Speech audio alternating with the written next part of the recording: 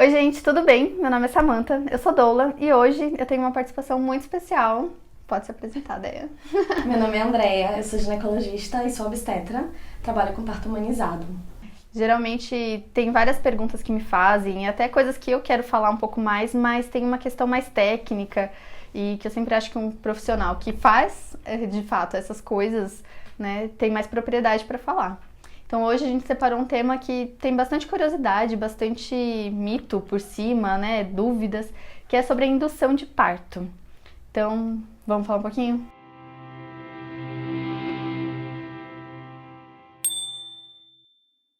Bom, gente, a indução do parto significa fazer a mulher entrar em trabalho de parto de forma artificial. A primeira coisa que a gente tem que lembrar é se isso realmente é necessário.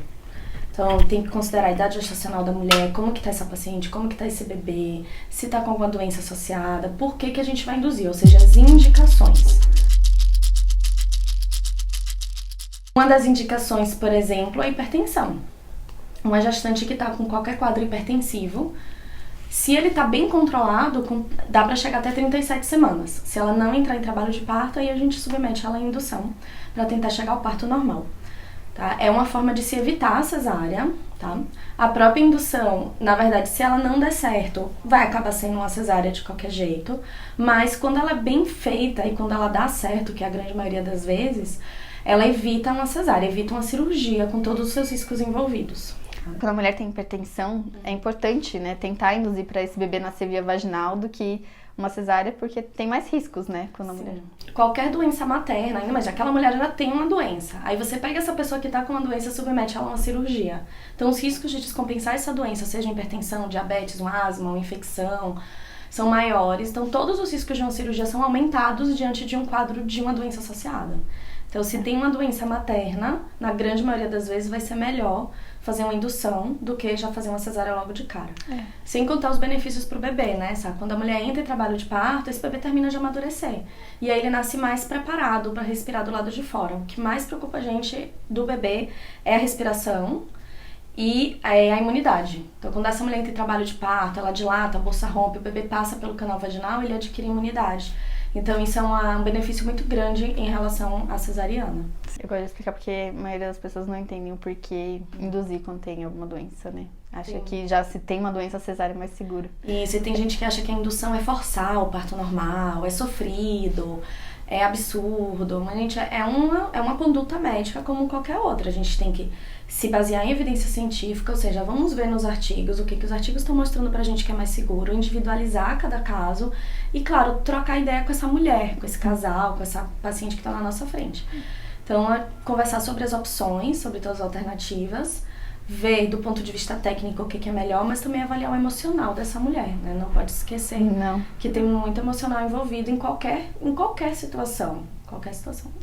Em caso de hipertensão, o indicado é tentar chegar até 37 semanas e não passar disso. Isso. Quanto mais vai avançando, maior o risco para essa mulher e para esse bebê. 37 semanas já é o termo que a gente chama, já é o início do 9º mês de gestação. Claro, o ideal seria que esse bebê nascesse na hora que ele escolhe, mas às vezes não é possível. Então a gente tem que trabalhar com o que é possível e não idealizar. Sim. No caso de diabetes, a gente pode esperar até 40 semanas. Né? Então, cada caso é um caso. Tem casos que a gente espera só até 34. Então, tem que avaliar direitinho os riscos tanto para a mãe quanto para o bebê. E para também não perder o timing, né? Se a gente espera muito, aí a gente perde a chance de induzir. Acontece alguma coisa, alguma complicação maior para a mãe ou para o bebê, e aí a gente perde o timing de fazer. Precisa de uma cesárea de emergência. Acaba virando uma cesárea de emergência. Entendi. Lembrando que cesárea de emergência é aquela cesárea que precisa ser feita na hora, né? Não é uma cesárea que você vai marcar para 2 dias depois, não. Não existe cesárea de emergência para amanhã. A emergência é agora. Importante falar isso. Importante. Tem outras indicações? Outras indicações de indução. O pós-data. O que é pós-data? É uma gestação que passa da hora. E a gente fala isso muito entre aspas, né?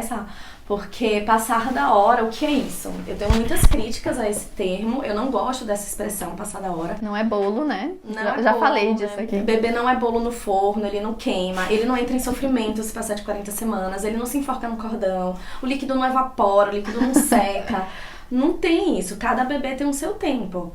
A questão é, existem alguns riscos associados a uma gestação mais prolongada, principalmente se passa de 41 semanas. Então, a maioria dos serviços no Brasil, hoje, tanto serviços públicos quanto particulares, tem protocolos de espera até 41 semanas. Tá? Com equipe particular, você consegue manejar isso um pouco mais. Eu já esperei até 42 semanas e meia. Então a gente conversava muito, eu conversava com a paciente todos os dias, examinava de 2 em 2 dias, fazia ultrassom do bebê para ver se estava tudo bem, cardiotocografia para ver se estava tudo bem, até que chegou o momento que a gente falou, decidimos juntos todos, a equipe e o casal, agora chegou no nosso limite. E isso é importante, a gente saber qual que é o nosso limite como profissional e qual que é o limite daquela mulher. Então a gente chegou ao momento que a gente falou, agora não dá mais para esperar. Se a gente esperar, todas as mulheres vão entrar em trabalho de parto. Mas a questão é, a gente vai esperar até quando? Quais são os riscos envolvidos? A gente vai esperar e vai induzir? Vai esperar e vai fazer uma cesárea? Não vai induzir? O que a gente vai fazer?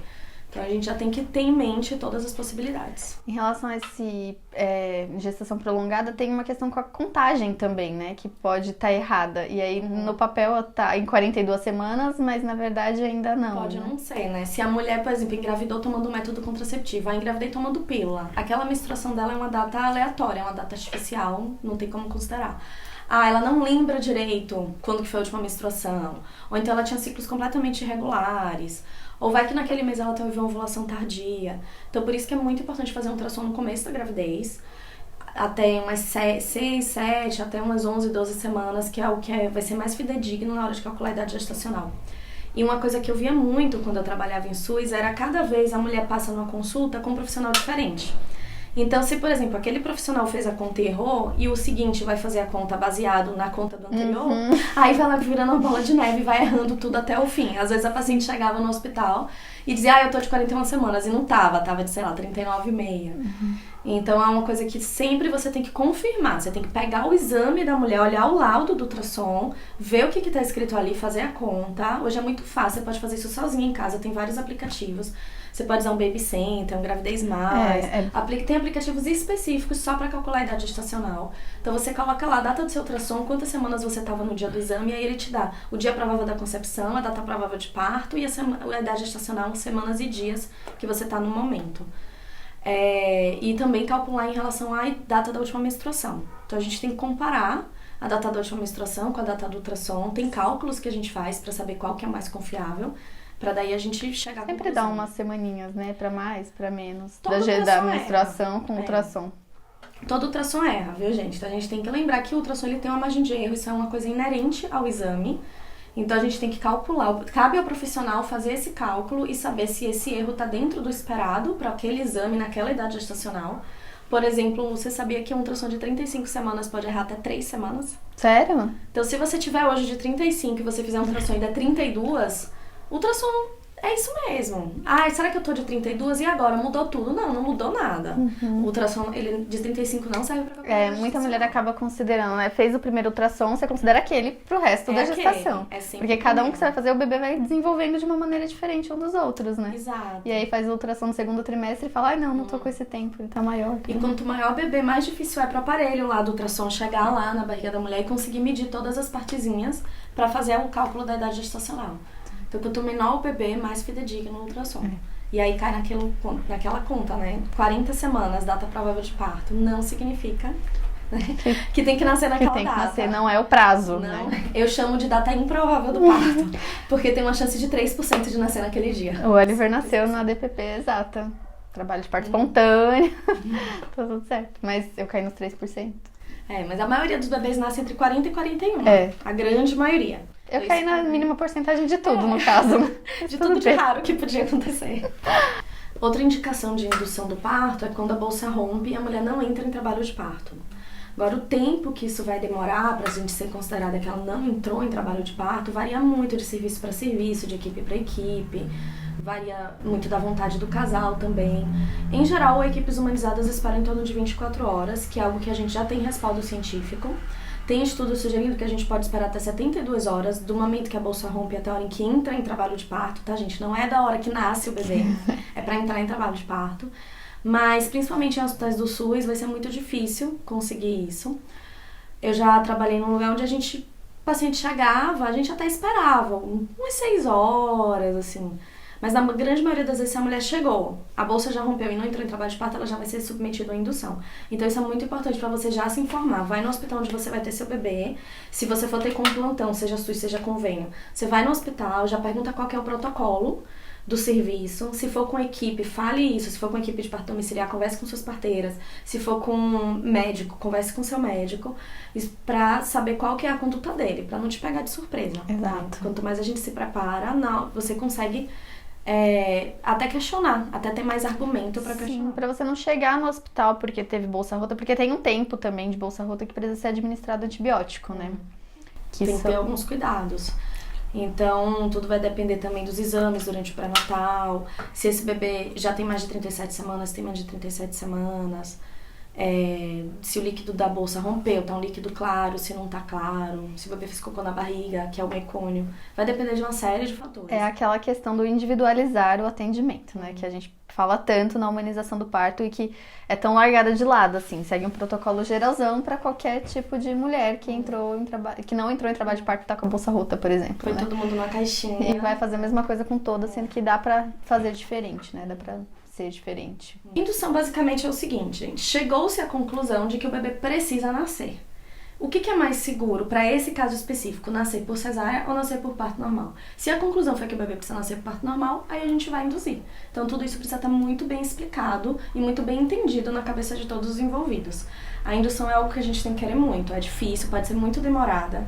Eu já fiquei 2 dias induzindo um parto. Então é cansativo para a equipe, é cansativo para a paciente, para o acompanhante, pro bebê. Então a gente tem que estar todo mundo muito, muito comprometido com o que a gente está fazendo, muito ciente de tudo que pode acontecer, de todas as alternativas, todas as complicações, para optar. E quando dá certo é maravilhoso. E na maioria das vezes dá certo. Né? A gente tem que entender que induzir o parto é fazer o corpo começar a entrar em trabalho de parto como se ele já fosse fazer isso de forma natural. A gente só adianta o processo por algum motivo, por alguma causa, né? Precisa ter um motivo para isso acontecer. Sim.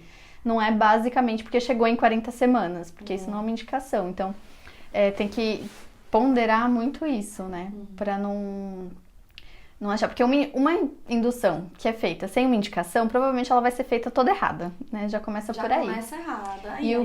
E o processo da indução tem processos, né, Deia? E aí a gente pode falar dos métodos, né? Vamos lá, então. Vamos relembrar então do que precisa para o corpo entrar em trabalho de parto. Aí nisso a Samantha manja muito bem, que é como que funciona naturalmente. Então a indução que a gente vai tentar é imitar um processo natural de um trabalho de parto espontâneo, que começa... A gente tem que lembrar que se o corpo fosse entrar em trabalho de parto de forma natural, ele não ia começar a dilatar do nada, né? A gente já falou várias vezes disso aqui no canal, tem vários vídeos, que é todo um processo do corpo. Então, as primeiras contrações que vem lá, às vezes nos pródromos, que vem na fase latente, elas vão amolecendo, né, o colo do nosso útero, que ele é grosso, assim, né? Fica lá dentro do útero e pra fora no canal vaginal. E ele é grossinho e ele precisa ser amolecido. Então, se você vai começar uma indução, você precisa pensar primeiro nessa parte, né? Primeiro no colo do útero, ele precisa amolecer, precisa afinar, precisa começar a dilatar, mesmo que pouquinho, mesmo que só 1 centímetro, 2 centímetros, mesmo que pouquinho. Pra depois a gente pensar nas contrações no útero. Então começa embaixo pra depois subir. Sim, não é só pensar em começar a ter contração, né? Porque às vezes essas contrações só vão bombardear aquele colo que não está preparado pra ter contração. Vai doer e não vai fazer nada, não vai adiantar. É muito comum a gente ouvir casos de mulheres que vão pro hospital, aí coloca no tal do sorinho, e aí fica lá horas sentindo dor e não dilata. Por causa disso, porque o colo do útero não estava preparado para receber aquele estímulo. Então você estimulou aqui em cima, mas esqueceu de preparar embaixo. E o parto não é algo de um órgão isolado, é uma coisa que ocorre em todo o corpo da mulher, inclusive na mente. Então, o emocional também tem que estar preparado para entender o que vai acontecer racionalmente, para emocionalmente você saber que aquilo é necessário, que aquilo vai ser melhor para você e pro seu bebê. E aí tudo tem que entrar numa harmonia, e todo mundo tem que estar junto, aquilo que eu falei antes, né? Todo mundo tem que estar junto, acreditando que isso vai dar certo, fazendo da forma técnica correta e entendendo o que está acontecendo. Não é simplesmente pegar um remédio e dar. Tem que entender o que está acontecendo. Então, pensando que uma mulher não tem nada, assim, tá com colo grosso, nada de dilatação, e ela precisa entrar em trabalho de parto, começar a induzir. O que a gente pode fazer primeiro? Olha, uma coisa que eu aprendi recentemente, uma doula que me ensinou, é o óleo de prímula. Esse você já conhece, né? O óleo de prímula vende em qualquer farmácia. Eu aconselho que vocês conversem com a equipe que acompanha vocês, tá? Não fazer nada por conta, sem ter um respaldo. Mas é uma coisa que é muito fácil, não é caro, você compra em qualquer farmácia, não precisa de receita. Fica naquelas caixinhas que parecem de ômega 3, sabe? Umas cápsulazinhas. São cápsulas, vem em cápsulas, não tem gosto de nada, é fácil de engolir. Você pode tomar, você pode colar via vaginal. Se você tem uma equipe te acompanhando, uma doula, converse e veja qual que é a melhor forma de usar, tá? Porque aí também varia da idade gestacional, de quando que você vai começar a usar isso. Mas geralmente minhas pacientes, quando vai chegando perto da data provável de parto, a gente começa a usar, que isso já vai deixar o colo preparado, mesmo para um parto que se instale espontaneamente, é interessante. Então ele ajuda mesmo a amolecer o colo do útero. A acupuntura é bem legal.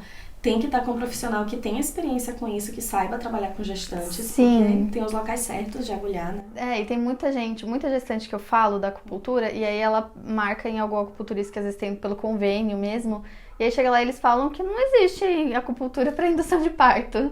E eu fico, o quê?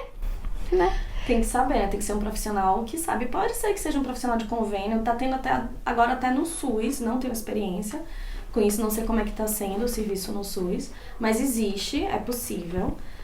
Mas é uma coisa que também vai ajudar a trabalhar o colo, ajudar a trabalhar questões emocionais, ajudar a dar as contrações no útero, ajuda a posicionar o bebê para que esse parto seja mais favorável.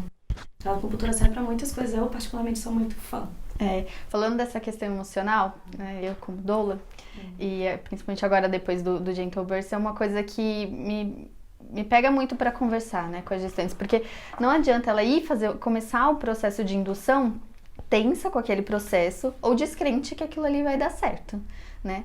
Porque quanto mais tensão você fica no seu corpo, mais adrenalina você vai liberando, e aí você meio que vai bloqueando todos os hormônios que você pode liberar para ajudar esse trabalho de parto a começar, né? Então, às vezes, da gente pensar numa indução medicamentosa, né, que você vai falar daqui a pouco, só relaxar um pouquinho, sim, e aceitando essas coisas naturais pode já deixar o seu corpo trabalhar, sabe?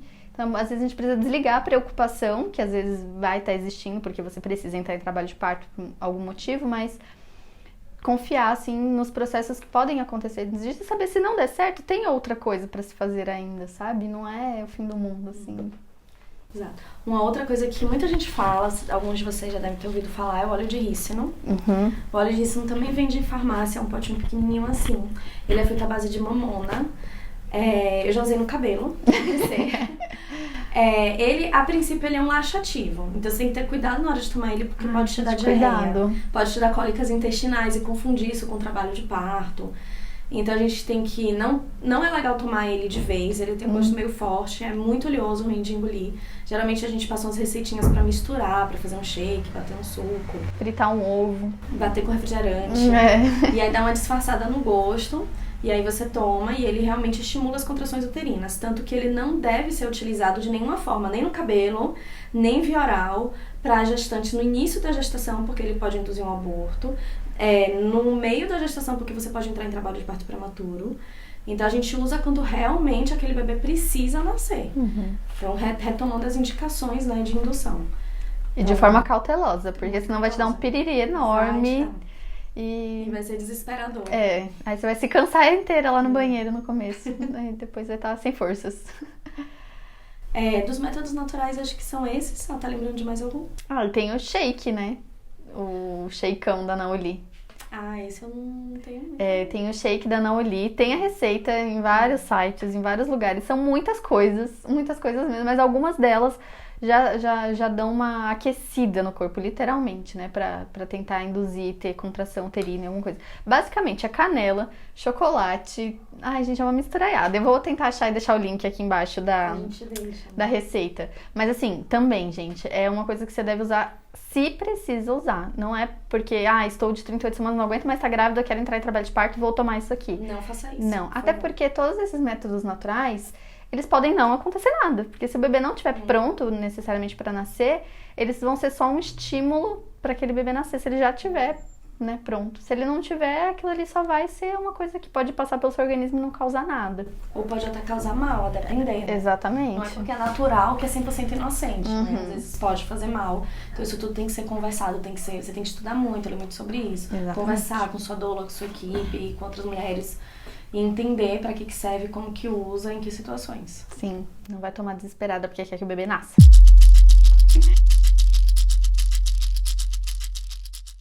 Deia, fala um pouquinho pra gente agora dos métodos artificiais, né? Seriam os não necessariamente medicamentosos, mas, né, que não são tão naturais. Eu vou começar falando dos métodos que dá pra gente fazer em consultório. Dá pra fazer no consultório, dá pra fazer no pronto-socorro, não necessariamente a mulher precisa estar internada pra isso.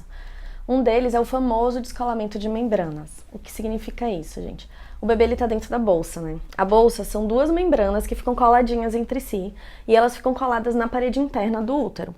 Quando a gente faz o exame de toque, se essa mulher já tiver com alguma dilatação, a gente consegue alcançar a bolsa. E aí o que a gente faz é fazer um movimento assim com o dedo de 360 graus dentro do colo do útero da mulher para descolar, como se estivesse abrindo um velcro. Quando a gente faz isso, libera substâncias que vão estimular o trabalho de parto.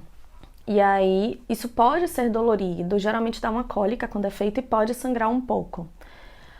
O que eu vejo é que tem profissionais que fazem sem nem avisar para a mulher que estão fazendo, fazem sem necessidade, ou a mulher pede para fazer e não entende o que isso significa, ouviu falar, lê em algum lugar, não sabe o que vai acontecer, acha que isso faz parte da rotina e não é de rotina.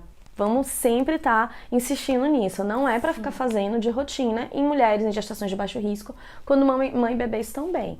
Tá? Se tem um motivo para fazer, a gente conversa com o casal, com aquela mulher, oferece o descolamento de membrana e aí explica como que vai ser feito, o que ela vai sentir, o que isso significa. E eles decidem. E aí decide se quer fazer ou não.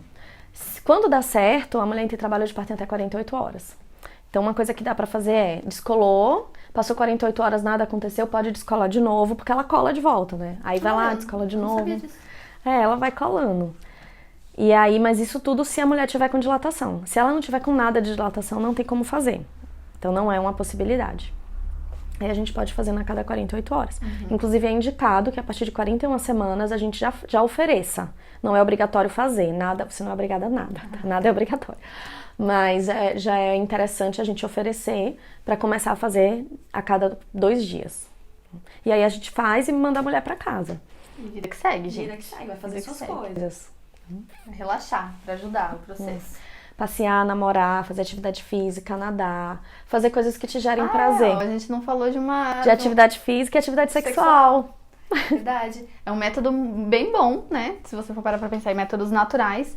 Quando você fala de relação sexual, tem a questão do esperma, né? Que tem a prostaglandina. Sim, o sêmen ele contém uma substância que vai estimular o trabalho de parto e quando a mulher fica excitada, principalmente se ela tiver orgasmo, ela vai produzir ocitocina, nossa amiga ocitocina.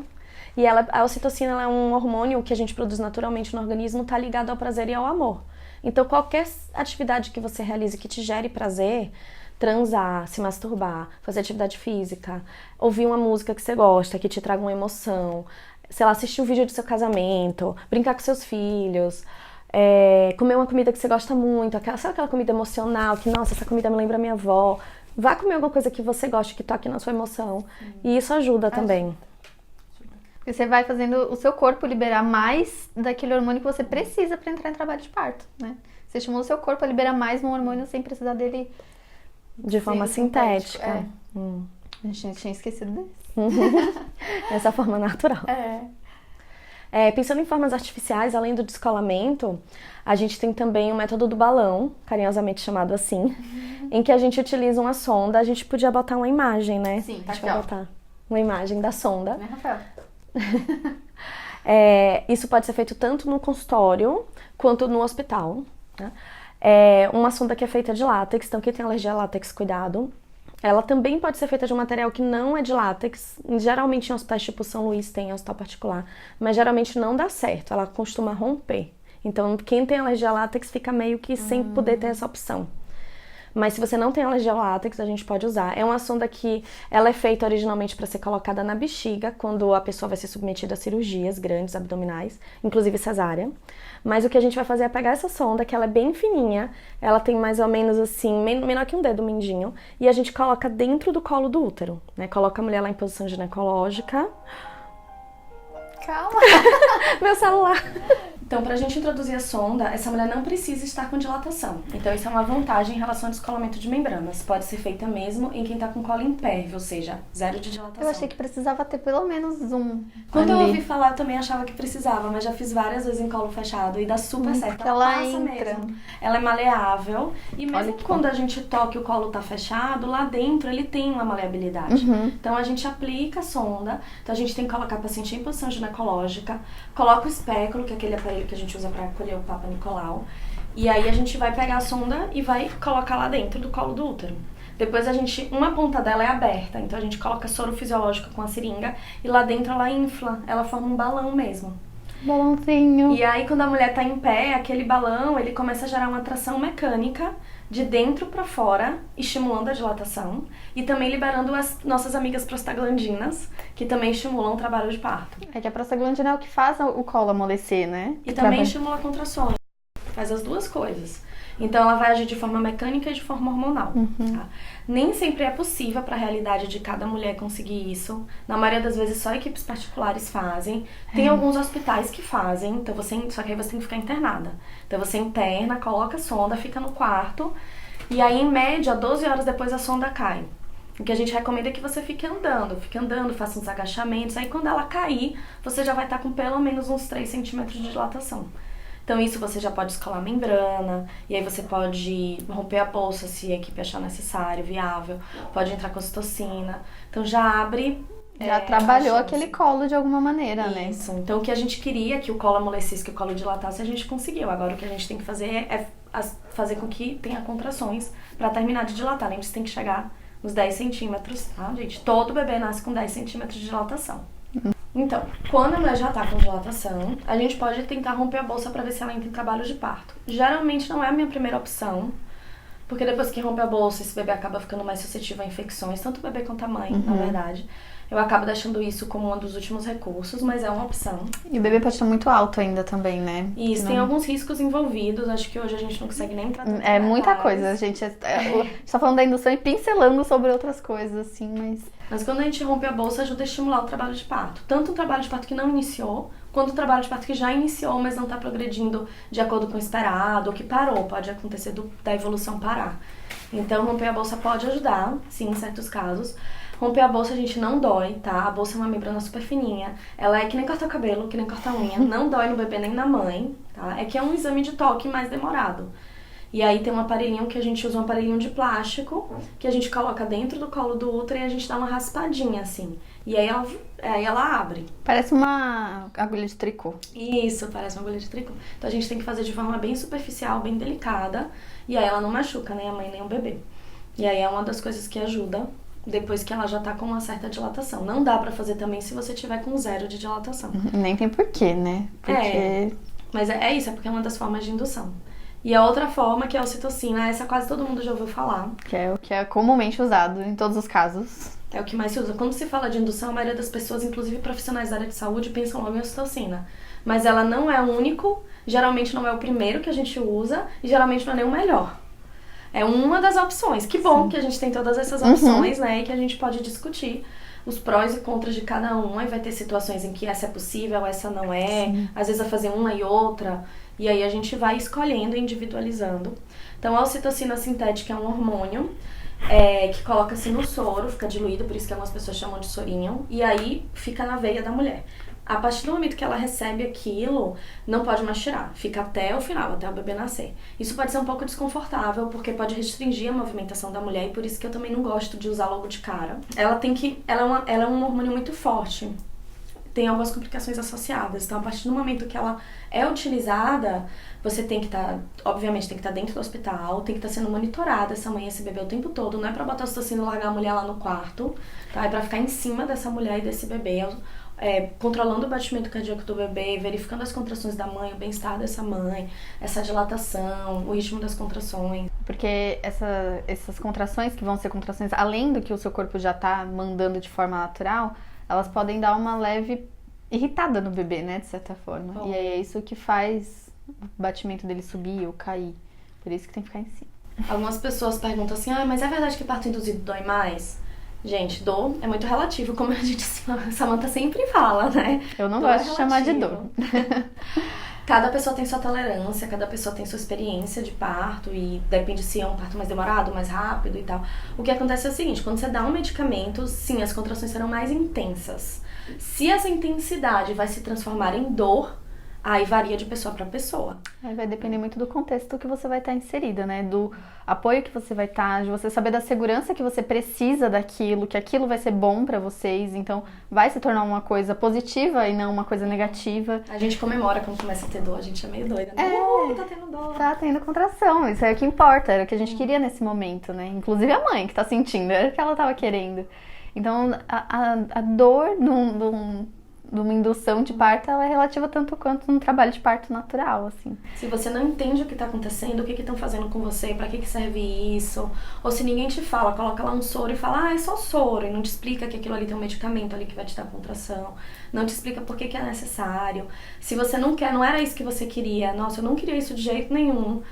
Então, claro que isso contribui para que sua dor seja mais intensa. Se você já tá lá muitas horas, você tá sem dormir, sem comer, que nem alguns hospitais deixam as mulheres em jejum. Começa a induzir o parto e a mulher não pode comer, não pode se movimentar, não pode fazer nada. Não pode receber visita, então fica sozinha, sem acompanhante, sem doula.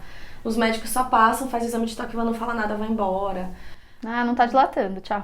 Ou se aquela mulher não se preparou, você tem que se preparar, gente, informação. Você tem que chegar lá sabendo muita coisa, tem que ter acesso à informação. Óbvio que não é a realidade de todas as mulheres do Brasil. Nós somos privilegiadas, a gente tem acesso à informação, a gente tem acesso à internet. Não é todo mundo que tem isso. Mas vocês que estão assistindo a gente sabem, vocês têm acesso à internet. Então não tem desculpa. É só botar lá no Google, é muito fácil de encontrar. Então procura, participa de rodas. Na maioria das cidades do Brasil tem rodas de gestantes, a maioria são gratuitas. Então vai, conhece outros profissionais, troca ideia. Participa, assiste outros vídeos, lê sobre relato de parto. E aí, quanto mais você tá preparada para enfrentar aquilo, mais tranquila você vai estar. Isso faz toda a diferença. Toda.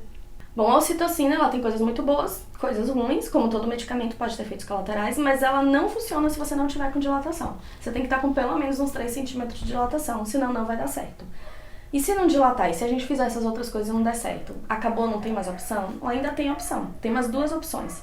Um comprimido, não posso falar o nome aqui, e uma fitinha, que a gente chama, tá? Nem sempre eles estão disponíveis em todos os hospitais, eu sei que nem todo hospital do SUS tem isso, nem todo hospital de convênio tem isso. O comprimido é mais fácil. O comprimido é mais fácil, mas tem hospitais do SUS que não tem. Então, é bom sempre perguntar, quando você for, vai conhecer a maternidade, mesmo que você só tenha uma opção de maternidade, na sua cidade, na sua região inteira, só tem aquele hospital, então você só tem acesso àquele hospital do SUS, vai conhecer, pergunta como é, pergunta se lá tem comprimido, se tem ocitocina, se tem fitinha, se faz balão, se faz indução. Tem lugares que não induz, que vai direto pra cesárea, então você tem que saber qual é a sua realidade. Né? Então, tem essas 2 opções, um comprimido que você pode colocar na vagina e uma fitinha que parece um OB amassado, que contém medicamento também, você coloca dentro da vagina. Então, também são medicamentos que a gente utiliza, mas esses 2 não podem ser usados em quem tem cesárea anterior. Tá? É muito arriscado, pode romper a cicatriz anterior da cesárea, é arriscado para mãe e para bebê. Não devem ser utilizados em quem tem cesárea anterior. Mas quem não tem cesárea anterior, é uma ótima opção, você interna, fica sendo monitorada. Ou um ou outro, tá, gente? Não são os 2. E tem um tempo também, né? Tem um período de até quando que a gente espera, se vai repetir a dose, se não vai, se depois vai fazer outra coisa, se vai botar ocitocina. Tem que ter tudo isso bem desenhadinho sobre quais são as opções disponíveis em cada serviço. Da cesárea anterior independente do tempo. Independente do tempo. Você pode ter tido uma cesárea há 6 meses, você pode ter tido uma cesárea há 2 anos, há 10 anos, não pode usar esses 2 medicamentos. Entendi. Tá contraindicado. Até agora, maio de 2019, contraindicado por vários artigos médicos internacionais. Tá ótimo. Não é coisa da nossa cabeça. É importante falar, né? Tudo é respaldado.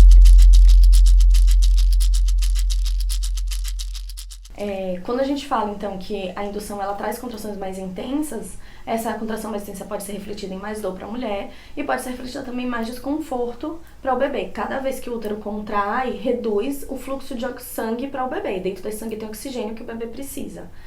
Então, se a mulher está tendo contrações muito intensas e muito uma atrás da outra, reduz o fluxo de oxigênio para o bebê. E aí ele pode entrar no chamado sofrimento fetal, que eu nem gosto muito desse termo, porque ele traz a ideia de que o bebê está lá dentro sofrendo, na sofrência, e não é necessariamente isso.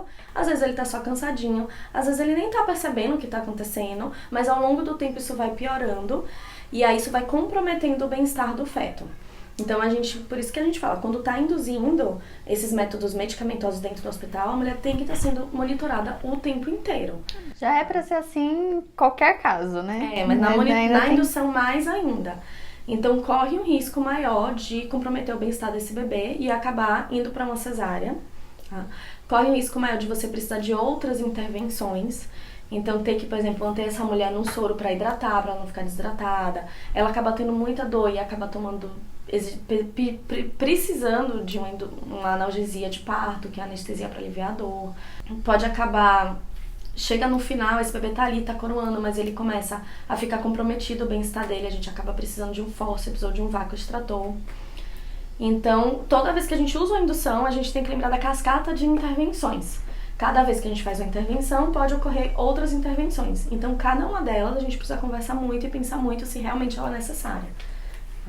Então, não é também pensar assim, toda indução bebê entre sofrimento, toda indução vira uma cesárea. Não, mais uma vez, aquilo que a gente falou no início. Se a indução é bem feita, bem conversada e todos estão comprometidos, não esqueçam de avisar pro bebê que ele vai ser induzido, que ele vai nascer. O bebê tem que estar de acordo também. Conversa, o bebê ouve a gente. Uhum.